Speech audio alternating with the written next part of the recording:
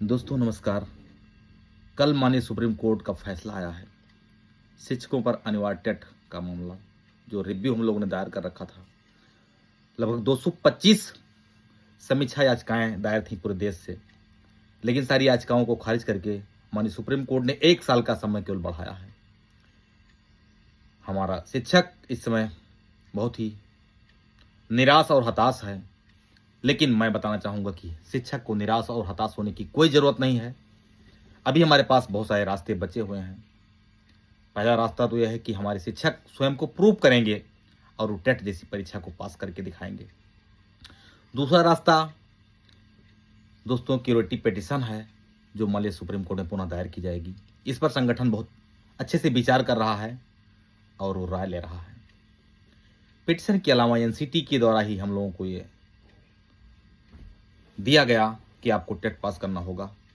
तो दोस्तों हम लोग एनसीटी के उस कानून को, नियम को बदलवाने का प्रयास करेंगे। इसके लिए संसद से विधेयक पास होकर के हम लोगों के साथ होगा। जैसा कि हमारे केंद्रीय मंत्री धर्मेंद्र प्रधान जी ने पहले भी बताया था कि आपका मामला कोर्ट में है और कोर्ट से मामला आपके विपक्ष में होने के बाद ही कोई निर्णय वहां लिया जाएगा और आपको नौकरी सुरक्षित की जाएगी। तो अब वो समय आ गया है कि हमारी नौकरी सुरक्षित कैसे बचे। इसके लिए हमारे अखिल भारतीय स्तर का जो शिक्षक संघ है, बासुराज गुरकर जी जिसके राष्ट्रीय अध्यक्ष हैं, हमारे प्रांतीय अध्यक्ष माननीय विनय तिवारी जी जिनका लगातार इतना अच्छा सहयोग रहा, हमारे एमएलसी साहब देवेंद्र प्रताप सिंह जी लगातार हम लोगों के साथ लगे रहे, माननीय योगी जी से आपने बात करके उत्तर प्रदेश का रिव्यू दायरा करवाया था, सब लोग जानते हैं। तो हमारे प्रदेश जी के हाथों में हमारे शिक्षकों का भविष्य सुरक्षित है।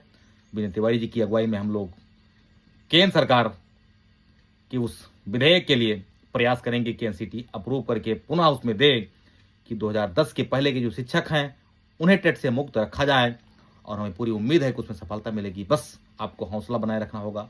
आप लोग संगठन के साथ रहिए, संगठन हर कदम पर आपका साथ देगा और आपको वहां तक पहुंचाएगा, आपको मंजिल मिलेगी और आपको टेट से मुक्ति भी मिलेगी। आप निराश मत होइएगा, हताश मत होइएगा। अभी बहुत सारे रास्ते हमारे पास बचे हैं।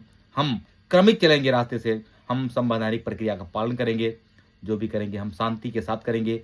हम किसी निर्णय की आलोचना भी नहीं कर रहे हैं। माननीय सुप्रीम कोर्ट ने जो उन्हें सही लगा वो किया, लेकिन ये हमारे पक्ष में नहीं है, हमारे विपक्ष में है और हमें यह न्यायजनक लगता है। ये प्राकृतिक न्याय के सिद्धांत के विपरीत लगता है। नौकरी पाने के 20 साल 25 साल के बाद में नियम को बदलना ये कहाँ तक सही है। शायद ही इस पर कोई सहमत नहीं होगा, देश की जनता इस पर सहमत नहीं होगी और अपने शिक्षकों का अपमान कोई देश नहीं चाहता है। तो हम संवैधानिक रास्ते को चुनेंगे। हम शिक्षक हैं, हम मर्यादित बात करेंगे, मर्यादा में रह करके अपने आंदोलन को मजबूती से आगे बढ़ाएंगे और हम ये दिखाएंगे कि हमें एक होकर के किसी भी कार्य को करने की शक्ति है। हम हर हाल में कामयाब होंगे। बस आपको निराश नहीं होना है, आपको संगठन के साथ रहना है, आपको अपने नेतृत्व की बात को स्वीकार करना है।